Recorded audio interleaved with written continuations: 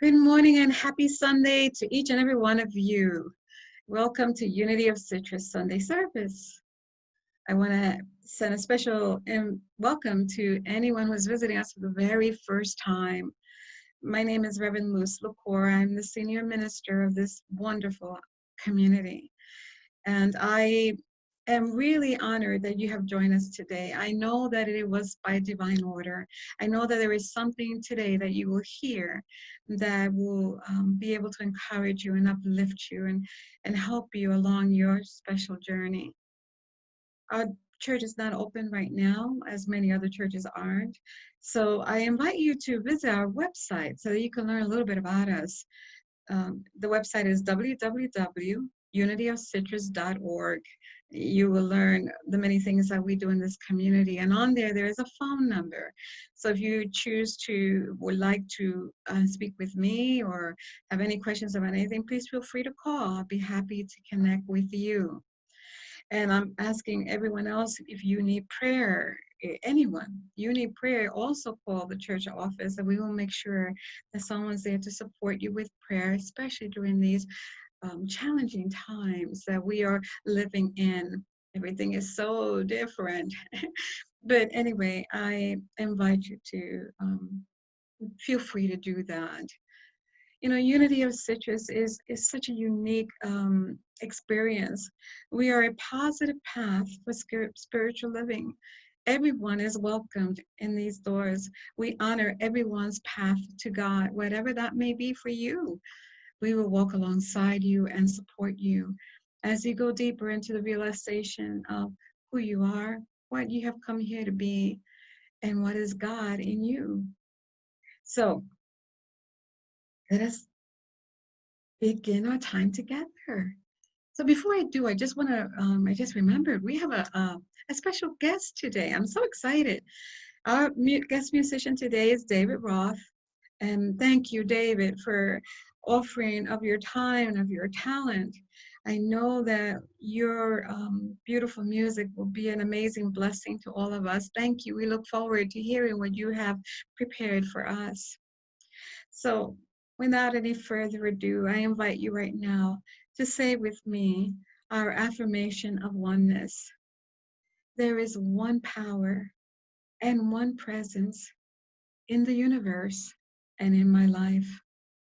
God the good, all powerful, all knowing, everywhere present, right here, right now, God.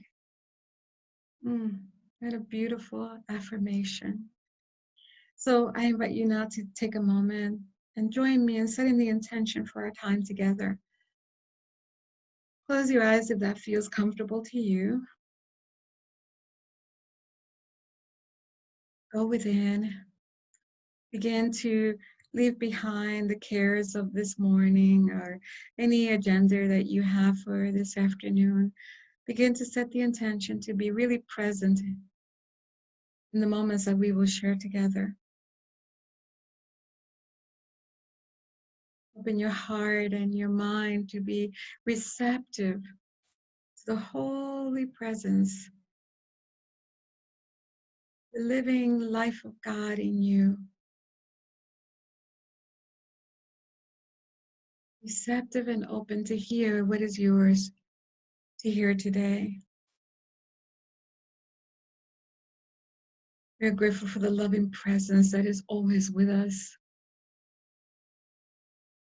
We're grateful for the divine order that is in all things. We sometimes don't understand why things happen the way they happen, but oh my, as we lean into not our own understanding,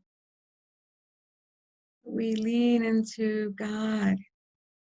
We see clearly the unfolding of our good. So today, with an open heart full of gratitude, we join in oneness wherever we are, knowing that this day is the day that the Lord has made, and we will rejoice and be glad in it together. knowing God's love never leaves us and never forsakes us.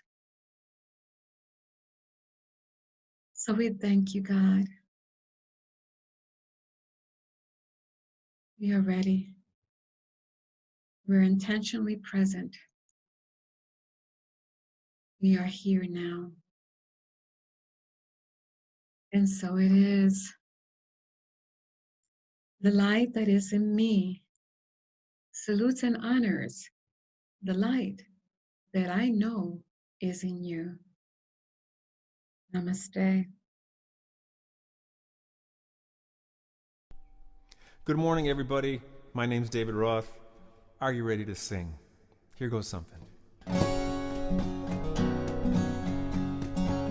I'm looking for more kindness in this world. I'm looking for more kindness in this world. If it's there and I don't see it, I guess I'm gonna get to be it. I'm just looking for more kindness in this world. Try it, here we go.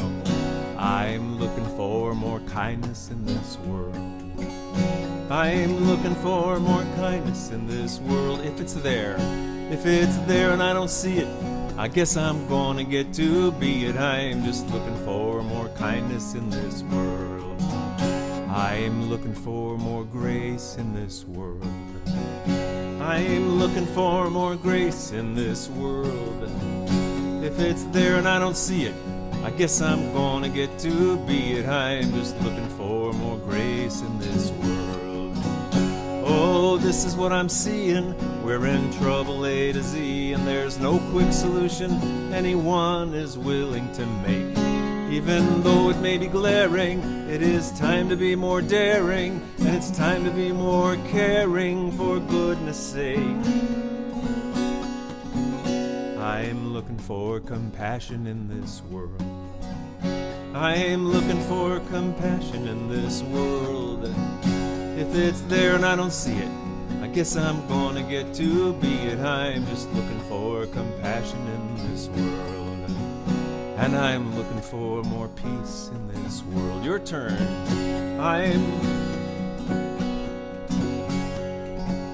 If it's there and I don't see it, I guess I'm gonna get to be it. I'm just looking for more peace in this world.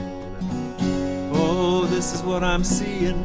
We're in trouble A to Z, and there's no quick solution anyone is willing to make. Even though it may be glaring, it is time to be more daring, and it's time to be more caring, for goodness sake. I'm looking for more loving in this world. I'm looking for more loving in this world. If it's there and I don't see it, guess I'm gonna get to be it. I'm just looking for more loving in this world. I'm looking for compassion in this world. I'm looking for more grace in this world. I'm looking for more peace in this world. I'm looking for more justice in this world. I'm looking for more kindness in this world.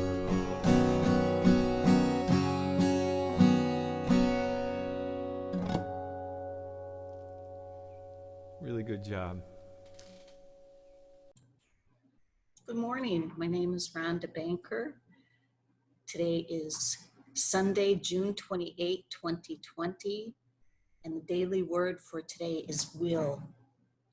Spiritual understanding guides my will. Each day, I use my will to make decisions big and small that affect the quality and direction of my life. Through the use of my human will, I may make choices out of fear or a sense of lack, or I may be driven by my desire for convenience, comfort, or the pleasures of the moment. The use of my spiritual will, however, directs my choices toward a greater awareness of my divine nature. As I grow spiritually, I use my will to shine my Christ light even more brightly. I grow in willingness to co-create with God as I release my willfulness to do everything on my own. As I live more intentionally from my divinity, the light of spiritual understanding dawns within me and directs my will. From Joshua 1, verse 9, I hereby command you, be strong and courageous. Do not be frightened or dismayed, for the Lord your God is with you wherever you go. Namaste.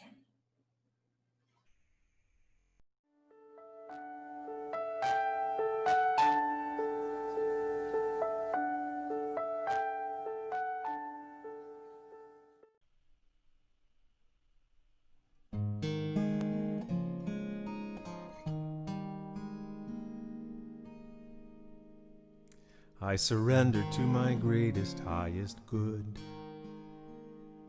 and release any fear that blocks my way. For every step I take is taken in pure faith. I am stronger every moment, every day. My mind is willing and my heart is open wide. I trust my instincts and let loving be my guide.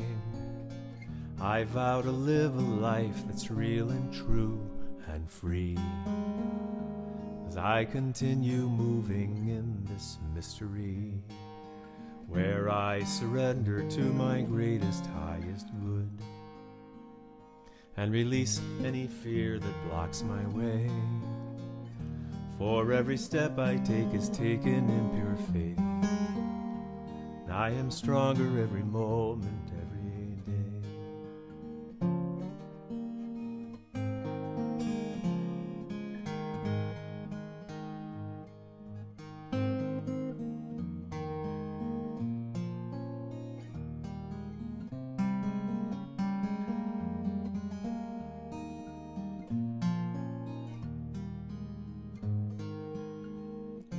There may be walls, there may be roadblocks that I find, but I can choose to take a higher path each time.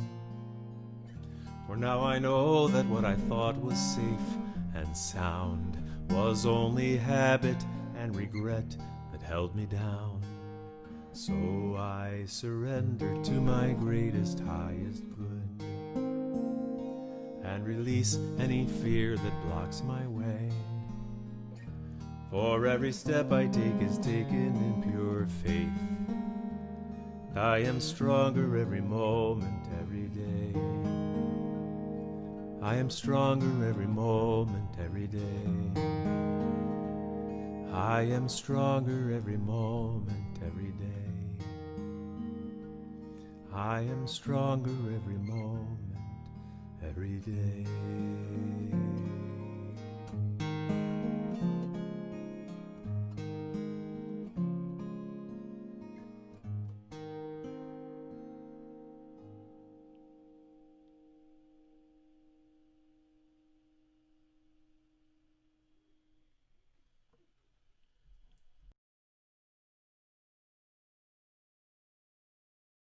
Let us now, my friends, take a few moments to go within, to make a conscious connection in oneness with God. So make yourself very comfortable wherever you are. And when you're ready, I invite you to gently close your eyes.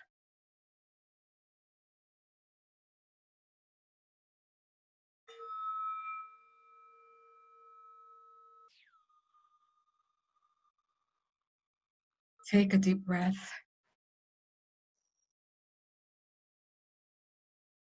Let it go.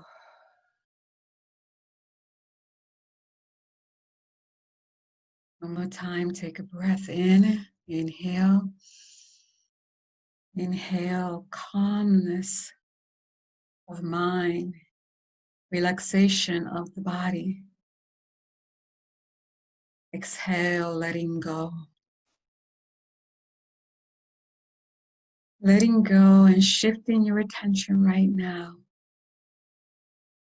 to this now precious present moment.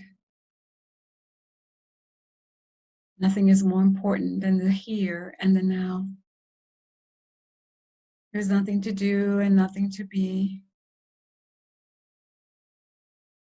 There's a complete and total surrender to the now moment. As you begin to make that journey from your mind down to your sacred heart,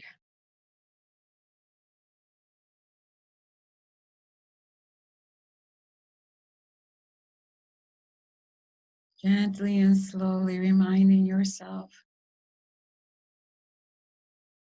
that your intention is to have communion with God, that you are here to hear the still small voice of spirit, to be reminded of who you are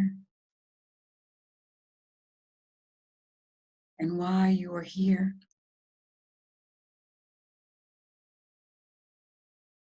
So as you settle yourself in your heart, allow that heart space to open up just like a beautiful lotus flower.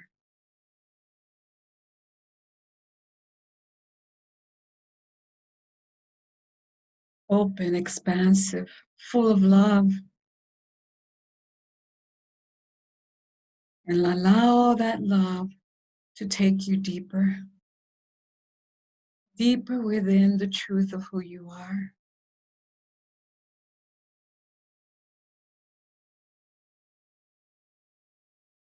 You're a divine child of God, endowed with special gifts that are uniquely yours. It is how God expresses through you, as you.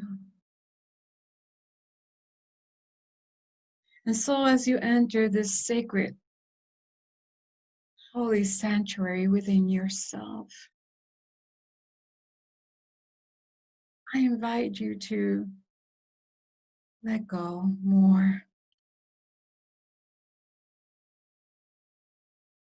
and open yourself to hearing, what is my gift? What is it that I have come here to offer?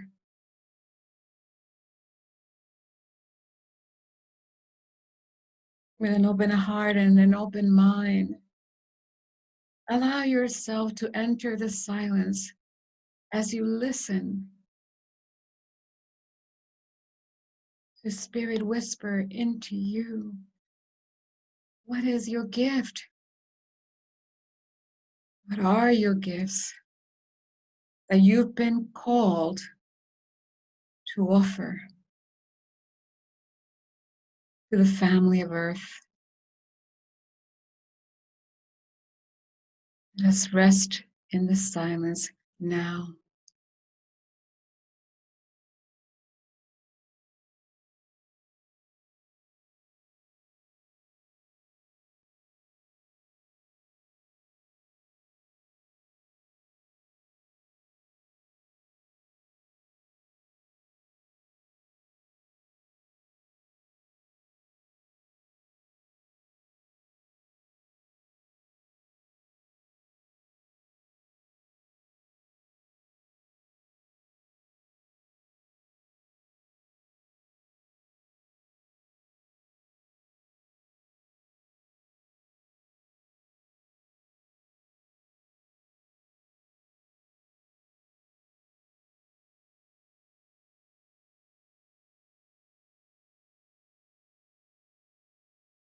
Gently begin to bring your awareness back to this moment.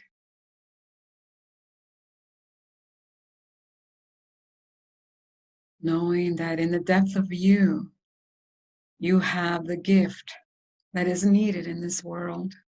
Many gifts. And as the Lord of your being, as the song says, Lord, prepare me to be a sanctuary, pure, holy, tried and true. With thanksgiving, be willing to be a sanctuary. offering your gifts that are uniquely yours.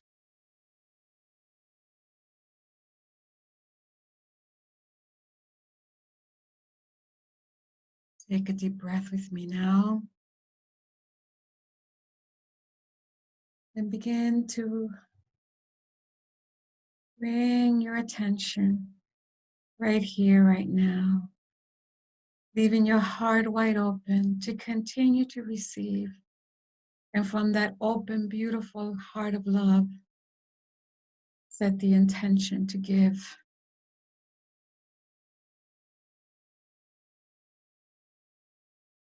Breathing in, I know the truth of who I am. Breathing out, I step courageously into what is mine to do, what is mine to give.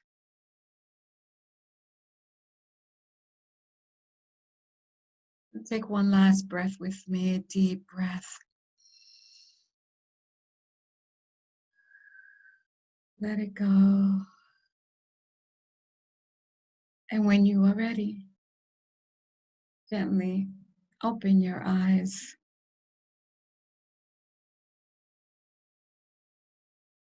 You have within you amazing gifts. May you use them with loving kindness. Namaste.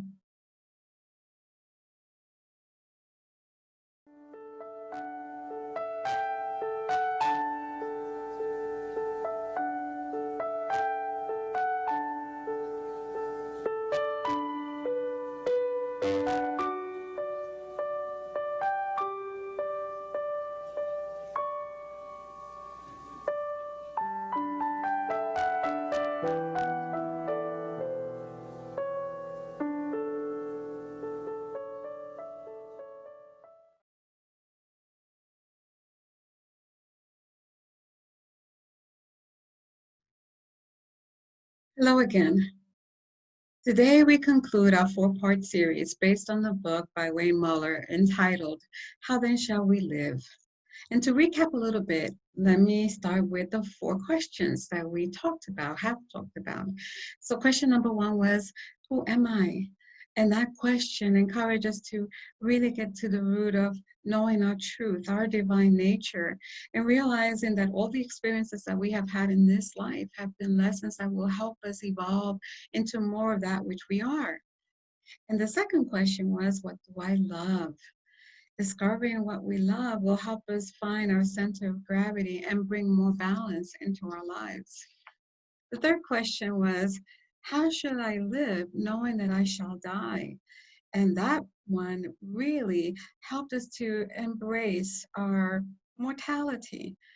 And in so doing, being able to realize the importance of being fully present to each moment and each interaction that we have in our lives. So today, we conclude with the final question. And that question is, how will I use my gift to bless the family of Earth? Now, I love how this chapter begins. It begins with a quote from Mother Teresa. And this is what she says. She says, there is a light in this world, a healing spirit more powerful than any darkness that we may ever encounter. We sometimes lose sight of this force when there is suffering, too much pain. Then suddenly, the spirit will emerge through the lives of ordinary people who hear a call and answer in extraordinary ways. I love that quote. There is a lot of suffering in our planet today. That is the truth. And we know that, and we see that, and we feel that. But there is this amazing energy in our planet right now, a mass awakening that is propelling the spirit within different people, is propelling them to use their gifts in extraordinary ways to co-create a world that will be good for all of us. So the question we need to ask ourselves today is, what is our gift? What is my gift that I can use to bless the family of the earth? Usually when I ask this question, people find it hard to define what their gift is. And that's because we tend to define our gifts with those whose talents are quite large and impressive and really obvious, like an extraordinary artist or a gifted writer, or a scientist who has made incredible discoveries, and people who find cures for incurable diseases. And so when we look at ourselves in light of those gifts, and we define our gifts with theirs, try to identify it with theirs, we find like our gift is meaningless, and we really don't have anything like that, and therefore we must not have a gift. But our gifts are marvelous, and they are important. They're just as important as necessary as all those other obvious, extraordinary gifts. And we each have them. Each of us has been endowed with special qualities, ways of God to express itself through us. And this is because we are divine in nature. God is always wanting to express through us, that we may become the very face of God right here on this planet. And so whatever gift that we have been endowed with, because we are just unique expressions, whatever gift that is, it's not the gift itself that matters, but the consciousness from where you give it. That is really important. That will make the difference in someone's life. Love, said Jean Renier, doesn't mean doing extraordinary or heroic things. It means knowing how to do ordinary things with tenderness. Another wonderful quote.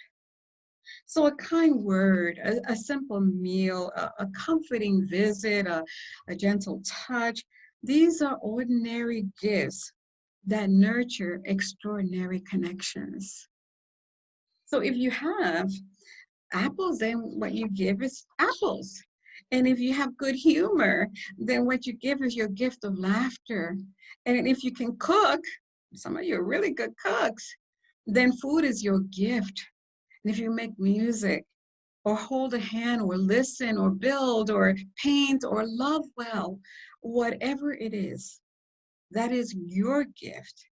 And you make an extraordinary difference in the life of others when you offer it with tender, loving kindness.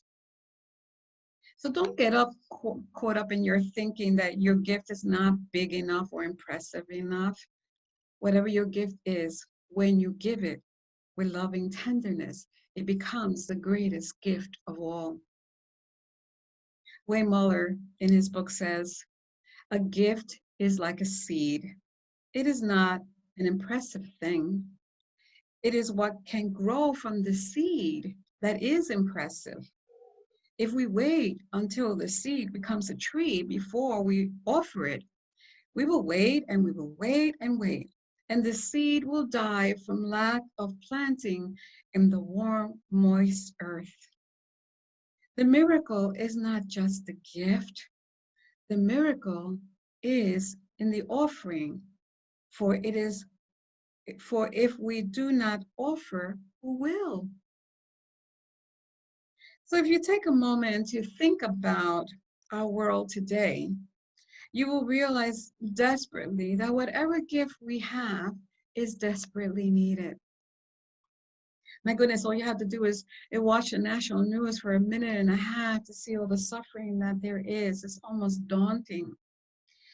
There's so many people that are hurting and sick and lonely and hungry and angry and feeling separated and confused. And if we all get caught up in this huge global need, then we will find ourselves overwhelmed, feeling like we cannot possibly make a difference. And so that idea in our mind, that thought in our mind, would often sometimes cause us to just sit back and do nothing. And innocently, we're not even realizing that the gift that we have is what's really needed at this moment, that it is what will make a difference in this world. It is what Jesus would want us to create. It is that peace that will come together to create that community that Jesus spoke of, where we would learn to love one another, to serve each other with kindness and gentleness. So we may not be able to actually change the whole wide world, but we can make a difference in the life of someone that is around us, that is in our little world. Maybe it's a friend or a neighbor, a family member, a co-worker. Your gift will matter to them, especially when you give it with loving tenderness. For in this way, you are blessing the family of the earth. There's a story that some of you may know this story. It starts out with a man walking down the beach. And he notices ahead of him that there is this little boy. And he notices the little boy keeps bending down, picking something up and throwing it into the water. He's very curious about what is that little boy doing. And when he gets closer, he notices that the little boy is picking up starfish that have washed onto the sand. And unless they can get back to the water, they will die under the sun. And so the man has been walking for a while, and he has noticed that the beach is littered with starfish that have found this unfortunate condition. And so, he tells the little boy, "What are you doing?" And he says, "Oh, well, I'm tossing the starfish back into the sea." And he tells the little boy, "Stop for a moment, and I want you to look at something." And he tells him, "Look this way." And he points one way. He says, "Look this way." And the little boy looks, and then he says, "Okay, now look that way." And the little boy looks, and he says, "Can you see that there are hundreds and maybe thousands of them? You cannot possibly make a difference." And the little boy looks at him, he turns around and he looks at the old man. And then he bends down again, picks up a starfish, tosses it into the water, and he says, "It made a difference to this one." Wow, that story speaks volumes. Simple acts of kindness and compassion and generosity and presence is what makes the difference. That's what it means to bring your gift to bless the family of the earth. Muller says that however large or small, dramatic or simple, if we ignore or suppress our offerings, something deep and vital within us will wither and die. That's a really powerful statement. That's almost like saying that when we do not give what is ours to give, we become like the walking dead when we suppress our gifts. Who wants that experience? I don't. So here's something that we must caution. Lots of times we tend to link our gifts to a function. Like we say a function like playing an instrument or building, something. So, but the gifts that we possess are at a much deeper level. There are deeper gifts within us. And these gifts are spiritual gifts that were meant for us to use for the good of humanity. So I asked myself, could it be that the brokenness that we see in our world has come about because we have suppressed our gifts? Could it be that we have reaped what we sown because we have become distracted and we've forgotten why we're here? We've forgotten that we all are endowed with the gifts of God. For we are created in the image and likeness of God, and that we each have something that is so essential and necessary to the family of the earth. And when we give it with tender loving kindness, we will make a difference. And we will begin to co-create together, you and I, co-create the kind of existence where we will truly learn to love and honor one another. The important thing is not the gift, but how you give it. From what consciousness are you giving your gift? So what kind of givers are we? The Buddha says that there are three kinds of gifts. And in the book, Joseph Goldstein tries to describe the qualities of these gifts. And he says, well, there is, first of all, the giver that's the beggarly giver. They give only after much hesitation and prompting, and really they mostly give just the leftovers. Sometimes the very worst that they have. Find it to be an obligation. And then there's that friendly giver, they're the ones that they give when they give what they themselves would use without any real consideration of what it is that someone else needs or would enjoy. And finally, there is, they say, the highest kind of giver. They call that giver the kingly giver. That's the one that offers the very best of whatever they have. And they give it spontaneously in the moment without even thinking about it. It's almost like giving is so natural. It flows from them, from the heart of love. So the point here is that he who sows sparingly will reap sparingly, and he who sows bountifully will reap bountifully. We can all become kingly givers. We just have to have a shift in consciousness. We have to realize that God is our source, our unlimited storehouse of substance from which we can manifest.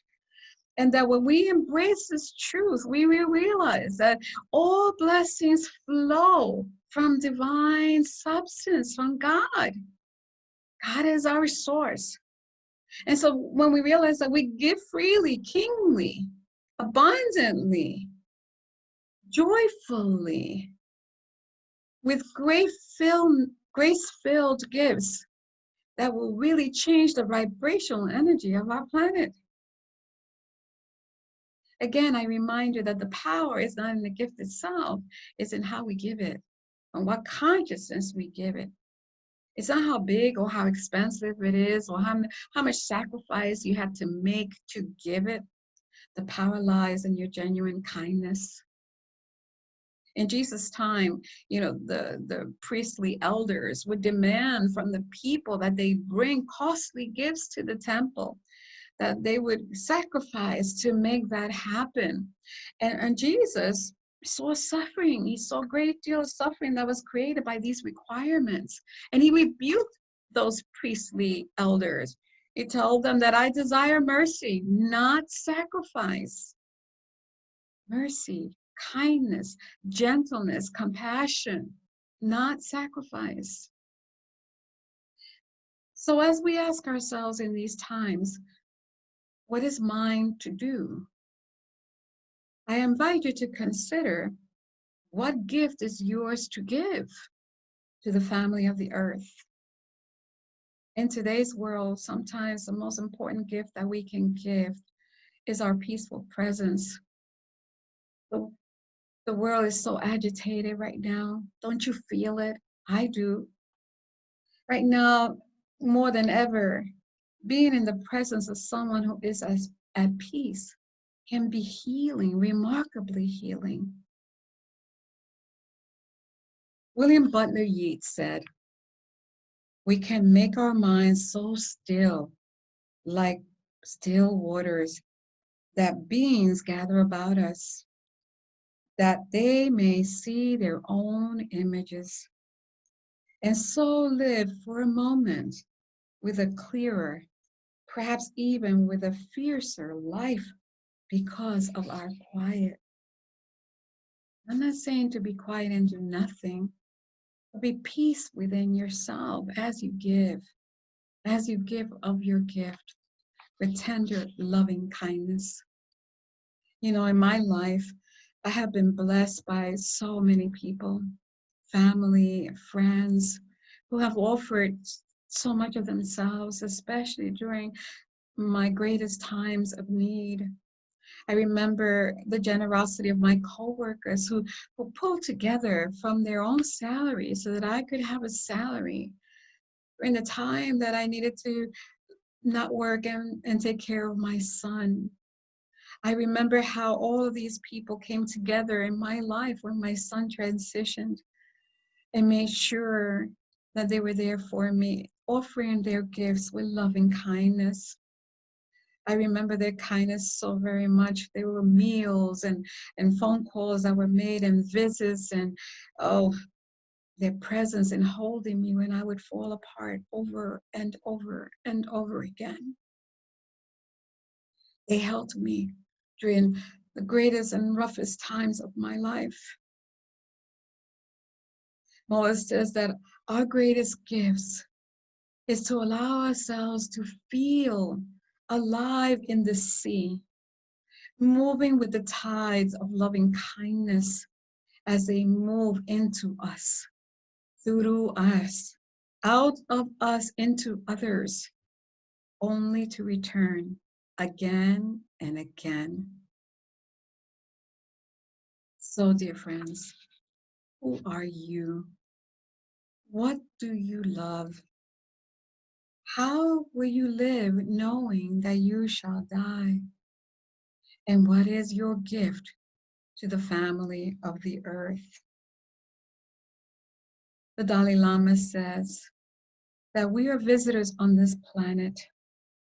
We are here 90 or 100 years at very most. And during that period, we must try to do something good, something useful with our lives. Try to be at peace with yourself and help others share that peace. If you contribute to other people's happiness, you will find the true goal, the meaning of life. We all have a role to play in balancing the scales and co-creating the world that we envision for each and every one of us. So I encourage you this week to really see how you can offer generously your gift with loving kindness to those that are in need around you. Thank you and namaste.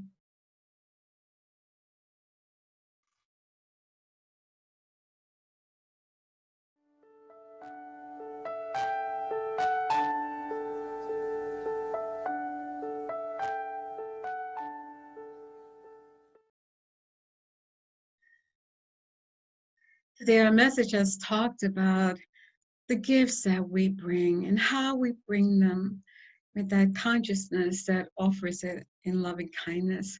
And we have many gifts. We have our gifts of our talents, our treasures, and our time.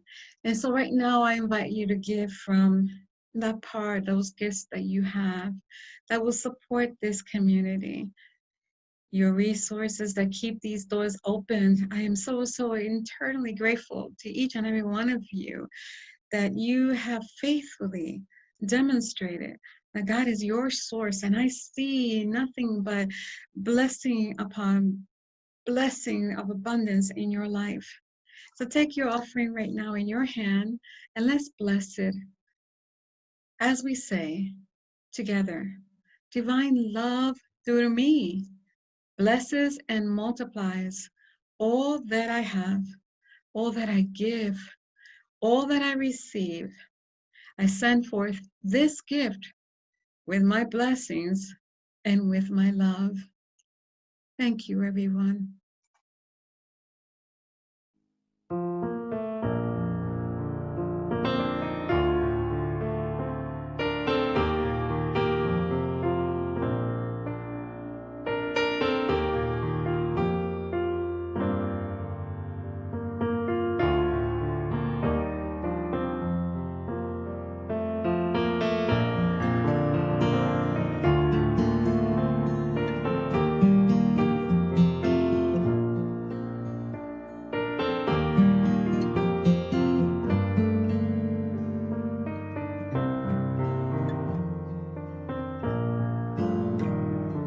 I stand for love, I stand for peace, I stand for joy and for release, for what is beautiful and true.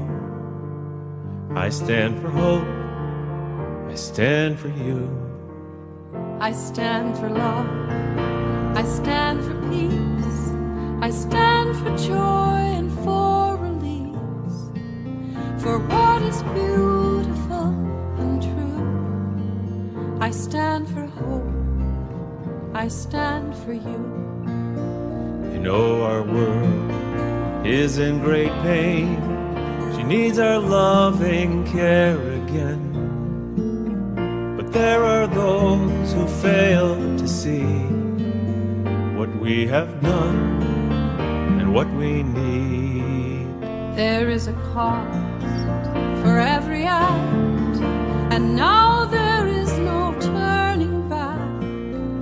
We burn a bridge, we bang a drum. It's time to rise, the time has come to stand for love, to stand for peace, to stand for joy and for release, for what is beautiful and true, to stand for hope, to stand for you. If you're thinking it's not urgent, that we've got more time to kill, if I'm not the one who'll change things, then for heaven's sake, who will? So I will move and I will climb that mountain one step at a time. And I won't be swayed, I will not stop until we've made it to the top, where we will stand for love and peace. We'll stand for joy and for release, for what is beautiful and true. We'll stand for hope, we'll stand for you. What is beautiful and true. I stand for hope, I stand for you.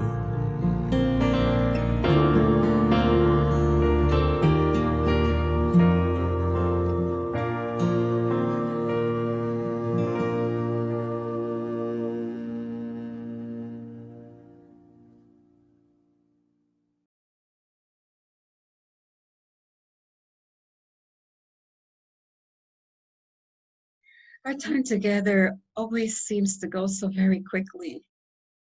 I pray that this service has blessed you, that you have received something either through the music or the daily word or the meditation or the message. Something has touched you. I know it has. And my prayer is that it has renewed and refreshed you, and that you're ready to go out and be that which you know the world so very much needs. So thank you for being with us. I pray that you will have a wonderful, blessed week, that you will use your gift generously, and that you will do so with loving kindness. So I love you. I bless you. Continue to tune in, share the video. You know, these messages are really quite life transforming. It brings us back to the awareness of why we're here and who we are and what is ours to do, especially at such a time as this. So please share the video as much as you can, like it, and tune in again next week. I look forward to being in your loving presence. So until then, may you be well. May you be safe. May you experience the joy of giving with loving kindness. And may you experience happiness. Namaste.